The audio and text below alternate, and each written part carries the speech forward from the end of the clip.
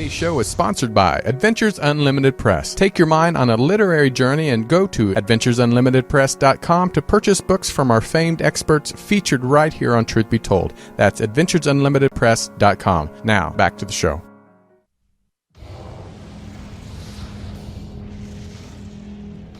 What's your thoughts on government cover-ups or covert societies attempting to control humanity? Do you believe in ancient astronauts, intergalactic communication, or extraterrestrial visitations? Ever had an experience with disembodied spirits or the paranormal universe? Are these subjects fact or fiction? Each week, Tony and Eddie explore these unbelievable realities and beyond. Exclusively on Truth Be Told. Welcome back to Truth Be Told with Tony and Eddie, where we believe in experience becomes truth. I'm your host, Tony Sweet, and your other host, world-renowned psychic, Eddie Connor, is in the house. Ooh, hey, Mr. Tony Sweet, how are you doing? I'm good. Hi, everybody. Today, we invite you to join us for a fun and informative segment titled The Soulcology Cafe with our psychologist, Dr. Shirley, and a famed medium, Kelli White. Dr. Shirley's PhD is arguably the highest profile Latino psychologist in America. She is a frequent guest expert on a lot of TV shows, including The Doctors, Dr. Drew's On Call, Dr. Drew's Celebrity Rehab, VH1's Hollywood X's, and Bravo's Workout. She's also the author of the best-selling book, Why Can't I Change? And How to Conquer Your Self-Destructive Patterns. Aside from her private Beverly Hills practice, Dr. Shirley is a highly sought-after executive coach. Her clients include Fortune 500 companies, including Fox, Mitsubishi, and JPL. But wait, there's more. Kelli White is a licensed psychotherapist and a clairvoyant medium practicing in her Beverly Hills, California office. Her specialties involve her work with trauma, loss, grief counseling, changes and transitions, and especially the fear of death. A major goal of Kelli's therapy is to heal the soul, which may include receiving a message from a loved one who has passed over to the other side. Also, Kelli works with individuals and groups to further enhance the growth of their soul. 1 hour with Kelli might be, well, the most exciting, informative, and healing hour of your life. Ladies and gentlemen, please welcome to the Soulcology Cafe, our gorgeous ladies, Dr. Shirley and Kelli White. Hi, everybody, and welcome back to Truth Be Told with Tony and Eddie. I'm Eddie Connor. And Tony Sweet, I should have done a disincarnate voice, is back in Kansas City visiting his folks. He's going to be back next Friday, of course. And with Truth Be Told, we believe in experience becomes truth. And what better person to have in the house with us than Kelli White, who is also a psychotherapist? I am a psychotherapist. And I'm also, I'm so sorry. That's perfect. Is that better? Oh, okay. And I'm also a medium. Oh, clairvoyant medium. And that's something that you don't see every single day.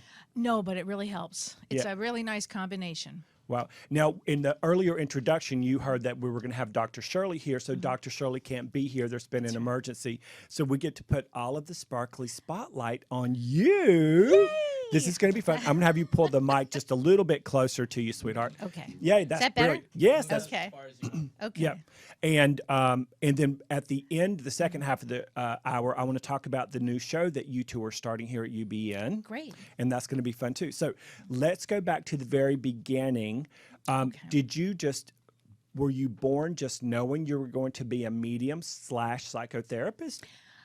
No, I did not. But I will tell you what happened to me, and I've not talked about this story. So this is a new story. This is that an I've exclusive. Not spoken of. Yes, it is. Yay! So, no, I did not know. I had no idea. But when I was 21, I went to India. So that would have been in 1979. Okay. And when I was in India, I was alone, and I was walking through the streets of Old Delhi.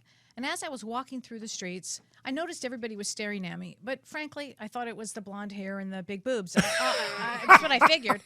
And this man comes up to me and he says, "Excuse me, are you wondering why people are staring at you?" And I remember thinking, oh, this is a line. Yeah, not really. But he said, "But may I talk to you for a minute?" And I said, "All right." And he said, "Let me see your thumb." So he looked at my thumb he said, I read Akashic Records. Now, I did not know what the Akashic Records were. I'd never been in India. But I will say that I felt when I was there that I had just come home. I felt like I was home, like more than Los Angeles, which is where I'm born and raised. I actually felt like I was home. So what happened was I gave him my thumb, and he takes a piece of paper, and he writes down Kellee, and I spell my name differently, Kellee. Now, I should say that I did not even have a passport on me. I was on a ship. The ship had my passport. So there's no way he could have known any of this information. My last name was Katzman, which is not an easy last name. My mother's, then he wrote down my mother's name. She's from the South, and her name was Lawanda, and her maiden name, and then her married name. He wrote that down? Then he wrote down my boyfriend, who was at the time, his name was Richard Ross, wrote that down. He wrote down several things. I think my sister's name, my brother's name. There's no possible way he could have known this. Never. Even if he had stolen my passport, there's no way he could. I didn't have a purse on me. There was nothing to take. And I was kind of stunned. And he said to me, I said, how do you know this? And it really shook me up, you know. And he said, I'm looking at your Akashic Records, and I need to tell you something. And of course, he's got my full attention. Oh, yeah. You know? And he said, here's the thing. He said, I can't tell you what you're going to do with your life. I can't tell you. But in a past life, you were a well-known psychic, and you were stabbed right over here in this area. Like in that area of that very city. He said very close to this area you were stabbed because you were helping so many people, and at some point somebody just literally stabbed me. Ironically, he did not know that I actually had a scar right down the front of my chest from a surgery that I'd had. Yeah. He couldn't have seen that because that was all covered up. There's no way he could have seen that. But he said, so in this lifetime, it's up to you. You're going to have to make the choice. He didn't tell me you're going to do this or you're not going to do this. He said, at some point, you may choose to do this. It's a gift. It's your gift. You've earned it. You may do it. I never forgot that story, and to this day, my mother has that piece of paper. Yeah. That's such a great touchstone, isn't it? Oh, yeah. That you have that piece of paper, and you were how old then? I was 21. Isn't that a pivotal age for something like that? Absolutely pivotal. And it used to cross my mind, and then, of course, I was always wildly intuitive, like I'm sure you have been always. You know, I mean, I always was born knowing that I'd walk into a room and I figured everybody knew what everybody was thinking and feeling. I didn't understand that people were mean and abusive. I didn't get that. Like, I just didn't get it. And so, but then, you know, work called and my life took a turn, and I went into business, and I was an executive with one of the largest companies in the world, and I was very successful, and I worked really hard. And I was really enjoying my life. It was at a point where I can tell you that I was honestly enjoying my life. My daughter, I was a single parent. We lived at the beach, traveled all over the world. It was like the greatest time of my life. And then I'd gone to Hong Kong and into Europe, and I was very tired. And when I got home, I promised my daughter I would take her to see Sting at the Greek Theater, and it was August 10th, 2000. And I didn't even know what time zone, and I was so exhausted, you know. I'd just flown in, and so we were headed to my car, and as I was getting into my car, my cell phone rang. So remember this, guys. Don't pick up the phone and walk into the car. And I smashed my head getting into my car. So cars don't move. I mean, literally, it was stuck, and I went smash, and I smashed my frontal lobe. Unbeknownst to me, at that exact time, my life as I knew it was completely over. I didn't know it at the time because then all these other things came about. For instance, so anyway, I blacked out. I came to. I still went to the concert because I hit my head in those days, it wasn't. So what? You just hit your head. You just keep going. I hope anybody who's listening doesn't do that. Because it's a real serious, it's very dangerous. serious. It's very dangerous. It's the same injury that Natasha Richardson had. That's the image I have in my head when you said that. Only 3% of the population survived that injury. And I never even went to a doctor. I didn't do anything. I didn't know it at the time, but I was bleeding. I bled for a year and a half. I had a slow leaker, a 5-millimeter hole, and I bled internally, and a subdural hematoma for a year and a half. And my behavior began to change. So one of the things like we'll always talk about are head injuries. They're very important, folks. If you have one, go see a doctor. That's right. Go have an MRI. I didn't realize it at the time what was happening, and I was still maintaining my work, but I would get really angry fast. I never was angry in my life. All of a sudden, I would get really angry and supercharged, and everything bothered me, and nothing was right. And I never was that way. It just wasn't. But I didn't know I was, again, bleeding to death. Yeah. That's really what was happening. And then, so that happened in August. July of the following year, I went to Tahiti with my boyfriend at the time, and we were on an island with no electricity. So there were only 5 couples allowed in this tiny little motu. And when lights were out, it was pitch black. So one night we were going to bed, and it's, I can't tell you what time it was, maybe 1 or 2 in the morning, because it was pitch black. I never had to go to the bathroom in those days, in the middle of the night. So I had to go to the bathroom, and I said to my boyfriend, "Did you get the, there was like a gas lamp or something." I said, "Would you get that? I have to go to the bathroom." And he said, "Of course." And he went to get up. And as he got up, I looked up, and floating 3 feet above me was an Indian man from India. And he was wearing like a genie suit, and he had a turban, a white turban, and he was wearing black and white. And I could see him clearer than I'm seeing you, anybody, as clear as can be, 3 feet above me. And of course, I started screaming. I started screaming my head off, like Casper the Ghost. My hair went like that. Seriously. And my boyfriend is standing there going, "There's nobody here. There's nobody here." And I'm like, "Ah." And if I shut my eyes, if I opened my eyes, it didn't matter. This Indian man from India was there. And he was apparently there about 90 seconds. And it was the scariest thing I could have. You can never imagine. So then I fainted. And I come to, and I look up, and there's this incredibly beautiful Jamaican woman floating 3 feet above me. And she's wearing another white turban with this beautiful wrap, orange and gold and yellow and white. And I'm again screaming, and this poor guy was screaming, "There's nobody there. What are you talking about? Is it the Indian man?" And I'm screaming, "It's a Jamaican woman," I mean, it was horrible. And then I collapsed. And when I came to, the said boyfriend, who's no longer the boyfriend, but he said to me, now this guy was a businessman, and he had zero ability to think like this. And he said, "Well, those are your spirit guides, darling." Now, he wouldn't have known that. And the other thing is, this island was no bigger than this room. It was tiny. I was screaming bloody murder. There's no way that somebody should not have come. They should have come and helped me. But I believe that spirit has a way of doing that. Yes. And I really believe that they put that into him to say that to me. And the next morning, I got up.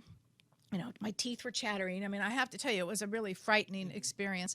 And I painted them, so I would never forget. And then from there, all of these experiences began to happen that I had no control over. Now, when did you know you wanted to be a psychotherapist? Well, first I had to go through all of the situations of seeing dead people everywhere I went, and Yes. spirit guides and angels and all of that. Yeah. And that's a whole story in between there. But and having to process all of that. Right. And thank God I had my mother, because my mother is the one that helped me understand. It turned out that my mother, who's a psychologist, it turned out that her father was a physical medium. Yes. Did you know that? No, they never talked about it. And the reason is it was one of those kind of woo-woo things that we don't talk about. Yeah. Well, somebody should have talked about it to me. I had no idea. My grandfather was known as a table tipper. And yes. Are you familiar? Yes. Amazing. Did you have the same experience? Not with the table tipping. I know what it is. And here you're coming from 2 and 3 generations of psychic parents and ancestors. I had the head injury. I had the, also what I didn't mention, when I was 3, I had encephalitis. So that's inflammation of the brain. So my brain was getting charged for this, literally. So after all of these experiences of seeing dead people, and they're talking to me and I'm talking back, and I'm, I didn't know what to do. So my mom really helped me, first of all, figure out what was the matter with me and what was happening, and make it, I don't want to say normal, but normalized it certainly for me. Yeah. And then from there, after a certain amount of time went by, probably 5 or 6 years, went by of just trying to process this and staying in deep meditation and starting to work with people. And then my mother said to me, you know, my mother and my stepfather both said, you should be a therapist as well. Because what was happening is people were coming to me and I was bringing through whomever needed, you know, whoever was going to come through and giving them messages and doing readings. But some people need a therapist. So some people need a medium, frankly, and really do. And then some people need a therapist. So I found that complemented it, and it gave me for me personally, a grounding, and I'll tell you why. After my head injury, I lost my sense of self, and you will hear people describe that during head injuries. I literally lost who I was. I knew who I used to be, but I did not know who I was, and now I'm seeing people. What's happening to me? Well, it can be crazy making. Oh, it caused some, big depression. You can imagine not knowing. Again, I used to beg God, please open that door back up. I want to go back to my old life.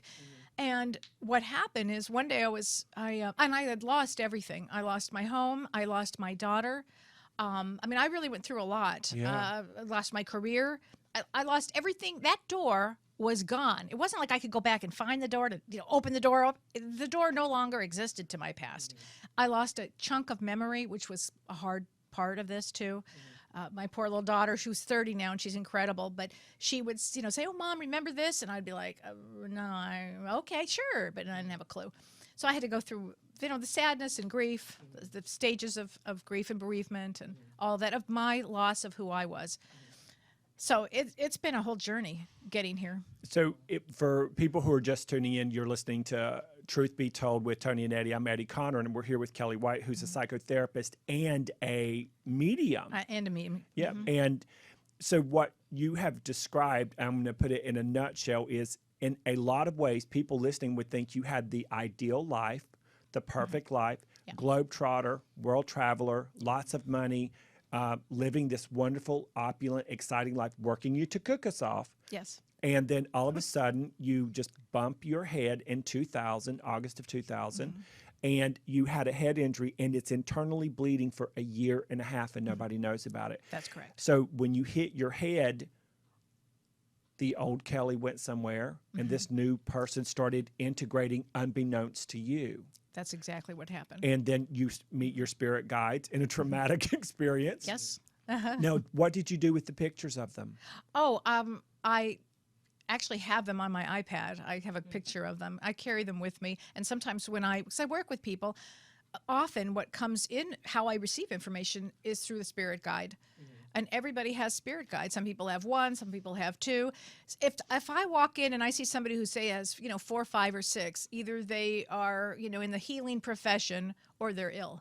Yeah. It's something, or they might be going through a change and they want to do something different. But for some reason, the spirit guides seem to work really well with me, and that's how I usually energetically open the door for that. Since the experience you had with the Indian man in India when you were 21 years old, does he ever just pop back into your psyche? It's a great question. Yeah, occasionally. And I think to myself, I learned really clearly about that is when somebody comes to me as a psychic, I cannot tell them what to do. There's no way. Right. You can't do that. It's not right. Everybody has to have their own, be empowered on their own. And so the answer would be, these are the roads that I see, but you're the one that's going to have to make that choice of what you do. And that's what he did for me. He just put energetically out there, this is what I see, that you were a famous medium, and if in this lifetime you wanted to do that, it would be there. It's a gift, and currently you're not using it, but that's exactly how he said it.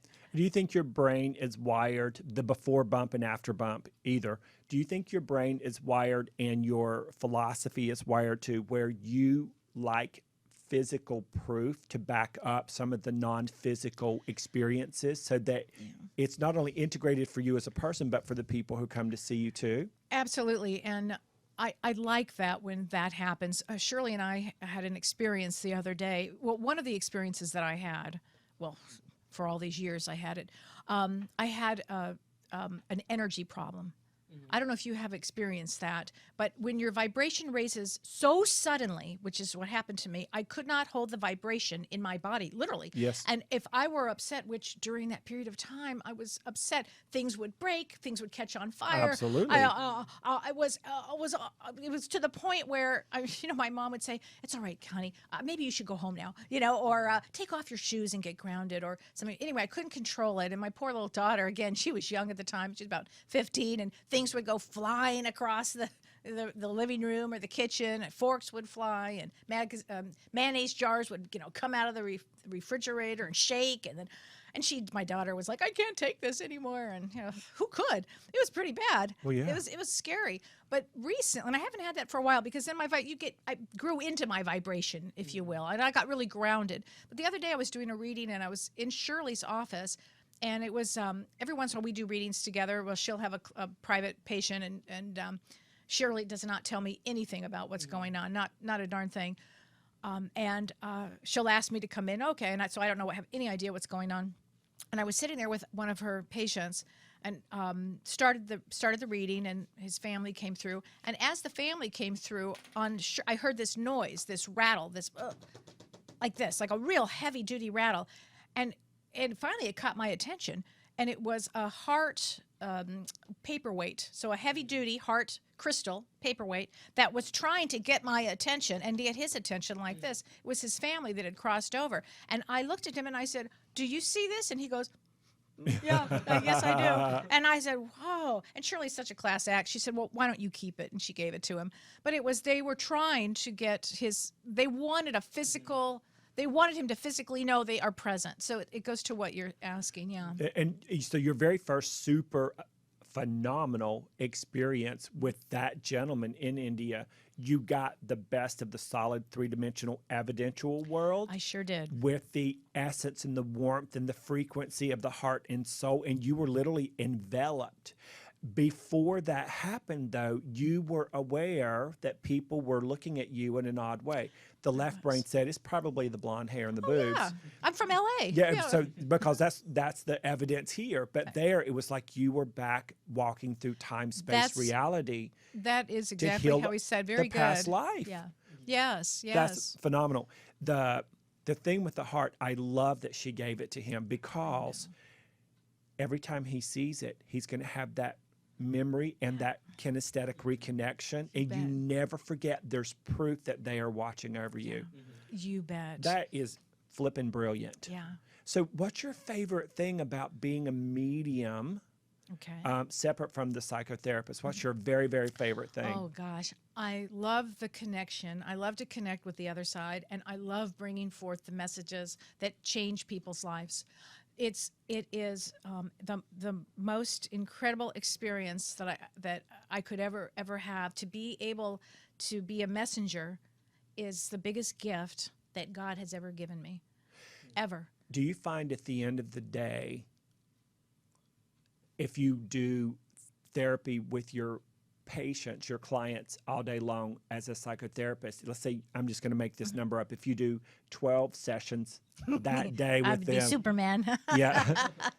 versus doing 12 sessions as a medium, which exhausts you the quickest? Well, I would never do that at 12 and 12, but same here. Yeah, ever. But let's see. The therapy is a very different vibration. Totally. You're just down like this, and you meet them where they are, and you're like this. But as you know, as a medium, you're like, whoop, you raise your vibration. So sometimes by the third, and I never do more than 3 readings in a day as far as mediumship. Yeah. You too? Yeah. I do 4. I'll never 4? do more than 4. And then the next day I'll do 2 only. There you go. Because I find that I get, by the third one, I can come so far out sometimes that it takes me a while to get back in, and I get tired and fuzzy. It's kind of like fuzzy, and it's a whole deal there. Yeah. So it all depends. But so I only try to do mediumship just on a couple days a week, and then I do therapy on the other days a week, so I can have it. If it works, so it will work for me, so I don't get too wiped out. Because you cannot go from therapy to mediumship to therapy. It would be like this. You're opening a door and then shutting it. Opening and shut. You can't do it. I won't do it. No. Oh, it'd be like getting in a Ford Pinto and thinking it's going to do what a Lamborghini's going to do. Exactly. And then you're yelling at the steering wheel of the Ford Pinto like, they're two different vehicles. Completely different. Did you ever see the movie An American Haunting with Donald Sutherland and Sissy Spacek? Virginia. No. Shout out to Virginia. It is based on a true story, and it's considered the most haunted story in American history. And it was, the Reader's Digest condensed version is Donald Sutherland and Sissy play a husband and wife. He's a preacher in the South. And he has 2 daughters. And out of nowhere, mayonnaise jars were flying out of the refrigerator. Now, this was back in the early 1900s, so they didn't have mayonnaise, honey. They made it from scratch. Right. So the butter churn would fly through the room and the fire poker. And all of these weird things started happening. And they thought they had a ghost. And then they thought maybe it's a poltergeist. And it only happened when the 14-year-old daughter was around the 11-year-old daughter, meaning the suppressed energy and feelings and beliefs that the 14-year-old was holding based on what her father, the preacher, was doing to her inappropriately. And he stopped just as she started puberty. Wow. Now the little sister is going to be the next target. And the wife doesn't know it. The daughter knows it. She's the only one carrying the secret. The father's all entitled. And now her little sister, who's going to still be pre-puberty for another couple of years, she knows her sister's going to be on the receiving end of the sexual abuse. And it was so pent up that stuff would just go flying like crazy. And you had that experience what you're describing is Kundalini energy. It's vital life force. It is what comes right up and out. And I can imagine that would happen. Yeah. Because energy is a real force. Yeah. I mean, I work with people a lot, and to show them energy, I'll put my hands up like this, and I'll say, don't touch my hands. And then, like say a couple feet apart, do you feel that? Well, yes, I feel like my hands are, getting tingly. Okay, that's his energy. But you can imagine if you're in a bad space or negative person or bad mood or whatever, that energy has to come out, right? Yeah. And if you're HSP, highly sensitive person, or mediumistic or psychic or any of that, or just sensitive person, you're going to feel it. And I can't imagine that one. That's a wild story. Wow. And it's a fascinating movie to watch. And then the resolution of it. But I've had little tiny experiences, not anything like that, where things will manifest from somebody that I love in spirit. Yeah. Like one time I left work, it was a 90-minute drive back home. And on the way home, I was so mad because I left something of my friend Tim's. He had passed away at my full-time job as a designer for a department store. I could not go back and get it and be to my next job in time. And I was just so mad about it. I got home, did what I needed to do, changed into my dance gear, and went to leave. And I thought, I think my whatever's in the dryer. I go to the dryer, open the dryer, and the thing that I left in the store 90 minutes away is in my dryer. Oh, I get chills. It's just phenomenal how it works. It is. I've had experiences like that. Don't you love it? I love it. I love it. So I bet your dreams are ridiculous. I'll tell you a great one. It's funny you would just ask that question. I was just going, why should I tell them about this dream? So that's a good sync there. I was very close to my grandmother. So my father was Jewish. My mother was Southern Baptist. So I had no religious training. Zero, okay? You can imagine. Lucky None. You. Yeah, lucky me, right? Yeah. So that's why you can imagine. I'm seeing angels. What do you mean, Archangel Michael? I don't understand what's happening to me. So my grandmother, though, when she first crossed over, and that would have been in, I don't know, like 1977, I think, something like that. I was very close with her. And she had no belief of the afterlife. And I used to say, Grandma, what happens when you die? The Jewish people actually believe that. That's it, and that's it. as we know, that's not it. It's just the beginning. So what happened is she crosses over. She starts coming to me every night. And I literally couldn't sleep. And I actually said to my mom, what's happening? She won't leave me alone. And my mom said, very waspy, well, just tell her to leave you alone. So I did, and she did. Well, anyway, all these years went by. Well, I should say, 10 years later, she did come to me and tell me to tell my father that his brother had died. She said, just please tell him because he doesn't know. And I called my dad, and I said, Dad, Grandma just came to me. Oh, yeah? And she just said, your brother died. Oh, really? And sure enough, he had just died. So anyway, I get those kind. But the latest one, my grandmother, who I haven't seen in a long time, about a month ago, she came to me. And it was a dream, but it was as lucid as it comes. And she said, I saw her descend into this, like, what do you call it? Like a big room, a giant room. And there was all this debacle stuff going on, like debauchery going on. People were partying and smoking and carrying on and drinking. And I remember thinking, why am I here? And then my grandmother, I see her from the corner of the room walk in really quickly, like walk. She walks in, and as if there's a matrix, in fact, there was a matrix on her, like a spider web almost, so she doesn't get caught up in this. And I see the matrix, actually. I see her walk into this dimension, and I looked at her and said, oh, my God, Grandma. And she hugged me, and she said, I love you. I said, I love you. And I said, oh, I don't know how much time we have, but I have some questions. Should I be doing this work? And then, remember, they can't tell you what to do. Right. Nobody can interfere with your free will, So she disappears. I see her walk into the wall. She turns around and looks at me, and without anything, she said, well, I will say, you are wearing a purple robe. And I said, what? And I woke up and I looked up spiritual purple robe, and apparently that's how they identify mediums on the other side. I have done this work my whole life. I have never heard that. But I love purple. There you go. Well, that's a really high vibration. That's the seventh chakra. High frequency colors. Yeah. That is nuts. So she said she wouldn't tell me, yes or no. She just said, well, you are wearing the purple robe. And then off she left. What was she wearing?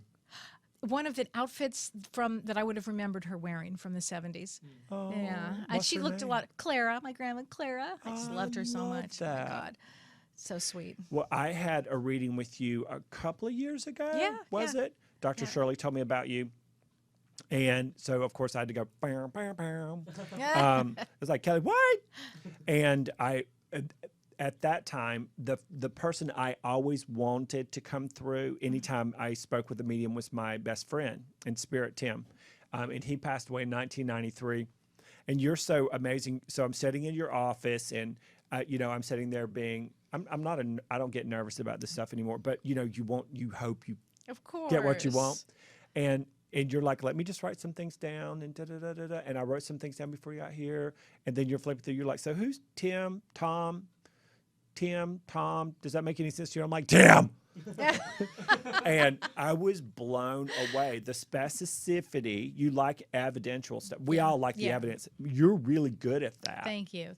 And it comes through, soft is not the right adjective. It comes through warm and sort of kind of, it's just like breathing. It is what it is. And it's just natural. And Tim's here, and he said this about that. And I'm like, it's what we love to go to readers for. Oh, thank you so much. And so Thanks. how long did it take you to get to that place where for you it's just ebb and flow when you don't get nervous when somebody comes? No, I don't get nervous anymore. I'll tell you, I started working with James Van Praagh. Yeah. Oh. And James is my best friend, and I love him, and he has helped me. He's guided me. He's pushed me. Good. Thank you, James. He psychically outed me, which was a big deal, for me. Well, I of was a nervous course. wreck. That part made me nervous because I love what I do. The coming out in the public part is like, huh?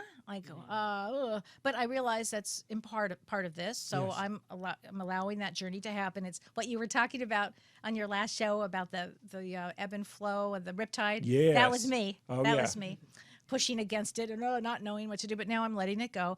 But I also work with Mavis Patilla, Shout out to Mavis. Do you I know have not Mavis? met. I oh, know look the her name. Up. She's fabulous. I'm going to go down. She comes in and sometimes does stuff with James, right? She in does. Laguna? She does, and she does. And there's another great gal that I love, also Lynn Probert. She's know that name. fabulous, and she's going to be with James in September. I think for a week, the first week in September. Okay.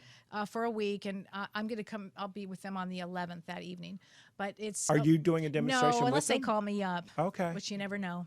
Oh. With James, Oh. sometimes he does. Oh. You never know. I would Oh, die. I have to tell you, the first time he ever did that, it was like, come on, honey, it's okay, it's okay. And I'm like, "Whoa." And how many people were there? About 100 and something. I Yeah. would. I'm gonna Imodium tell you AD what would it's not have like. helped me. Oh, let me tell you, it is nerve wracking. It's because you are stepping off into a cliff of the unknown. It's a cliff. You don't know if anybody's going to be there. Now, you have to have faith, and thank God I have it. Yeah. I do. But But it's still nerve wracking. But you know what? You're such a gracious person. You're not that person that's sitting there going, me, me, me. You're not one of those LA girls. Oh, quite You're- the opposite. He had to come and literally, come on, That- honey. I can And see Shirley that. was there, and Shirley's like, oh, go, go, go. And I'm like, ah. Yeah. And but- it's so so he's got his momentum going. He's Yeah. got his diehard fans there and all of that. and they're fabulous. And what you're wanting to do is just compliment what he's got set up, because you're so Absolutely. respectful. I'm highly respectful. And James does this thing which is really fun to do. He calls it a double link, and I've seen him do a triple link. So I've gotten to do a double link Oh, with that James a would be few fun. times. So that would be if somebody, like if I started, all right, there I've got Richard in the audience, and he's your father. Yes, okay. And then I start down that road, and then James comes in on the same link and then starts going, he's at such a speed and he has such a vibration. I mean, I can't tell you how much I look up to him. He and Sylvia Brown, for me, were the first two. I'm not going to count Gene Dixon, but That's the name of the past. yeah, really like the 60s and 70s. Yeah. But it was him. I remember working in my full-time job as a visual marketing designer for the department store, and we would be in the break room, and he was, I think, on Sally Jesse Raphael, and he was on a couple of shows, and my friends that I worked with said, that's what you should be doing. And they're sitting there, and I'm white as a ghost. They're like, what's the matter with you? I said, I'm going to meet him. Wow. I am going to meet him. Now, he was living out here. I was in North Kakalaki, trying to keep the humidity from messing up my hair, and driving back and forth to my 3 jobs, trying to survive in my Ford Pinto. It was a totally different lifetime. And I just knew that I knew that I knew that I was going to meet him. So you invite me to Laguna Beach to do a meditation That's right. with James. I wanted you to meet James. And we were sitting in our little we went out for dinner. Mexican food Yeah, on the yeah. pier, and I was like, this is great. And then in bips James, Yeah. and I'm like, oh my God. Now, the reason I acted weird for about 3 minutes was because I'm like, oh my God. Well, I already knew I was going to meet him, Wow. but he came down to the restaurant to hang out with you. Yeah. And it was one of those weird, I knew that I knew invisible things I knew would happen, and then it manifested simultaneously. So I was sort of gobsmacked and trying to be all cool, but I wasn't at all. Well, I mean, I wanted to meet James. It was funny. I was reading James's book, the first book, Talking to Heaven, in 1996 when it came out, or 97. And a girlfriend waited in line at the old Bodhi tree. Do you remember the Bodhi tree? I'm Yes! so bummed it's no longer there. It was such a great place. But she waited in line and she got it autographed. And I didn't know who James was, but she came over and she said, I've got this great, the greatest medium. You got to see this. You got to read his book. Well, I looked at that book and I inhaled it like it was manna. I Yeah. literally inhaled it. That was in 1997. My head injury was 3 years later. And he talks about in the first book, talking to your spirit guides. And if you want to talk to them, just start asking them to come to you. So every day, I would literally 3 years before my head injury, I would say, Spirit guides, I want to see you. Spirit guides, every night before I went to bed. And again, I'm an executive of a major company. Exactly. And I'm like, Spirit guides, come. And sure enough, they did. Sure enough, they did. In a way, you would never forget it. I never. And then I thought, I've got to talk to James because at some point I knew I did know that at some point I would meet him, Yeah. but I knew that he'd be the only one that would understand me and what I had certainly gone through. and through a very dear friend of both of ours, and I didn't realize she was good friends with him. I mean, it was just, and that's how we met, and we've been like thick as thieves ever since. Soul chronicity. Yeah, absolutely. Soul chronicity. I like that. It is literally meant to be what it is, and you knew that you knew that you knew it. And sometimes the left brain will go in and go, how's that going to happen? But as long as we keep holding these three places and our solar plexus, megaphone, and all the good stuff, we're going to just keep pulling it to us without the riptide. I like that, without the riptide. I love it. Yeah. What's your favorite part, in one sentence or less, about being a psychotherapist, and your favorite part about the mediumship? Let's see, about being a psychotherapist. Well, this sounds like a funny one, but I love working with my mom, and I love working with Shirley. That's so good. My mom and I work together, and I love it so much. I mean, that means so much to me. But as far as the therapy, I love being allowed into sharing their a complete space with them on such a deep level. I love that they allow me in. And that is such a precious, I feel like I'm holding everybody's heart in my hand when I do this work as a therapist and as a medium. And as a medium, I can't tell you how gratifying it is to connect. It's like I feel like I'm doing my soul's work Yeah. when I do this. And my soul just sings from it. And when's your book coming out? So I'm almost finished with it. Thank you. And I don't know if you know this part about my new book. It's very interesting. It's written from what happened to me and all of my ghostly experiences and all the mediumship and all the things supernatural. It's chock full of that. But from my mother, who's a psychologist, a PhD, and it's from her point of view of what happened to me and trying to work it. And then the third point of view is my daughter is also PsyD. She's a doctor of psychology. She's a forensic psychologist now. And it's her, so flanked between two doctors, but it's my daughter's point of view of what happened. And this can be, listen, I became a medium out of all of this. However, other people getting head injuries, what do? Something with trauma happens to somebody in everybody's life. We all have trauma. Yes. Doesn't matter what it is, but everybody will have some sort of a traumatic experience. This happens to be mine. So it helps from all levels. That is phenomenal. The guy I think of as my stepdad, he came into our lives when I was in the 6th and 7th grade, and my mom passed in January, and Soapy is still living back in North Carolina. He has essentially a double head injury.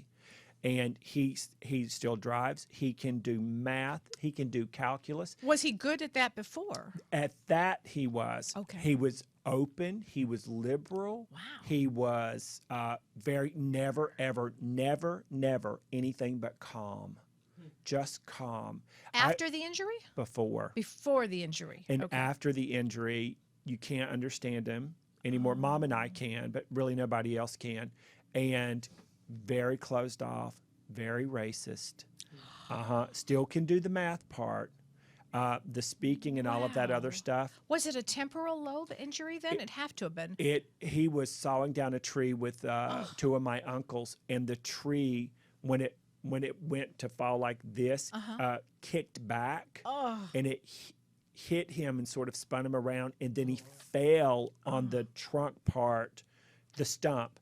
And then the tree hit him again. Oh my gosh! And then rolled off that way, and then he rolled off this way. So and he didn't die?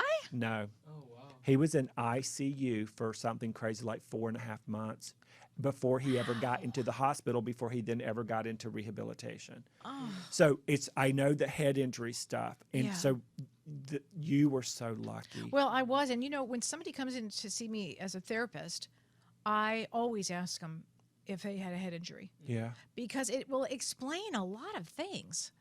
Some people, and even as a medium, I'll say, did you so-and-so have an injury? The other thing I wanted to remark on as a medium that I find, and I'm wondering if you find this, like they're different. My specialty is like I find that people on the other side come to me if I have a lot of suicide. I have a lot of mothers who have lost children. I've had a lot of that, a lot of big love affairs, those kind of things. I'm not the medium. Like let's say there's somebody missing or somebody's been murdered. I've never seen one of those shows. I don't watch that kind of news. No, I don't. No. Once or twice I've been asked to do that. I That's not my strength. It Mine doesn't either. speak to me. I feel like I'm inadequate in that arena, Yeah. that I might hurt more than help. Yeah. But it doesn't speak to me. And one of the main reasons is because a lot of people don't know this. You have to acquiesce your energy to both the victim and the murderer, usually. Oh, wow. And so you have to kind of get in the psyche of Oh, both, and then yeah. talk about riptide energy. And it's dark. Yeah. It's dark, heavy, restricted energy, and it's the opposite of the work we do. Yeah, it's the opposite. Well, I had a really weird experience last week. I have there are people that refer people to me, and I have doctors that refer people to me. And so a doctor, a well-known, respected doctor, who referred somebody to me as for mediumship. And so I received a message, a voicemail message, a real voicemail message, and it said unknown, so I didn't know who it was. And this is what I hear: "Hello, Kelly. Would you please call me back? So and so referred you." I'm like, okay. Sounds like you need a doctor instead of me, but okay. And then this person said, "Oh, because I'm controlled by the devil," like that. And I went, "Whoa!" And I literally Yeah. deleted the message. Oh, that's the damnedest thing I ever heard. Yeah, I don't play that. I don't do anything like that. No. Nothing, none of that. Doesn't speak to me, and me I'm not either, a none of match to it. I'm not a match to I don't it. even know where to refer So someone. that's the funny part of this story. So I hung up. I literally deleted the message. So a whole week goes by, and I get another call, Kelly, and I'm like, oh God. And I was running it by my mom, and my mom said, she really needs a priest. So I said, yeah, she probably does. So I called her back, and I said, have you considered using a priest? And she goes, no, I'm Jewish. And I went, Oh, Lord. what? Like that, the whole thing. It seems to me if you had that problem, You would step any out port in outside the of your storm- little box. Any port in the storm. Really, I would go hump an oak tree if I thought the devil could be exorcised from me. You know what I mean? Child, because they have nuts. So we literally have like 2 minutes left. And so I want you to tell us about both sides now. Okay, so Shirley and I are doing both sides now. Shirley is a psychologist, Yeah. and she works with trauma, and I'm as the medium in this show. So we'll have guests on that. Some will be more spiritually bent, some will be more psychological. But like the other day, we had 2 actresses on, and they're doing a show called Carbon Dating. And for me, when people come to me as a medium, they want to know, when am I going to meet somebody? Am I going to meet somebody? And is my dead husband okay with me meeting somebody? So everything has an ability to have a spiritual approach to it or a psychological approach. Yeah. So that's what we're doing on the show. We're taking both sides of a position. That's why I like the term soulcology, Oh, I love that. because it's the best of both worlds simultaneously. Now, when does it air? It airs Sunday at 3 p.m. That's a good time. It is a good time. Wow. Yeah. And are you on channel 1 or channel 2? Channel 1. Okay. Yeah. Ooh, do you Yeah. film it in here? Yeah, we film it. I sit exactly where you are. Oh, yay! I'm having an out-of-body experience. Yeah, you'll have to come on as our guest. Oh my God, That would be great. It would be so much fun. It would be Yeah. so much fun. So, how can people get in touch with you if they want to get a session? Well, I think you have my phone number, and Yes. it will be on the computer or however you put it out. Okay. We are working on both sides now, Facebook, and Beautiful. I do have kellywhite.com, but it's not ready yet. Okay. Sorry. That's- It's up there with the push-pull. Okay, I'm going to do it. Yeah. You know. And everything will just happen in its Yes. incremental stages the way it's supposed to. Yeah. So, Thank you. Thank you for coming and playing with so us. much fun. Thank you. And next time we'll see Thanks. Dr. Shirley with you too, and you'll be like Yes. over there like, "Hi, what's going on? We cute girls, okay." Hot women's more like it. There you go. So thank you, Kelly. Oh, thanks so much. Appreciate it. I'm Eddie Connor. Next week, Tony Sweet is going to be back in the house with us. You're watching Truth Be Told with Tony and Eddie. I'm Eddie Connor, And I'm Kelli White. and thanks for joining us. And we will see you next Friday. Bye bye. Bye.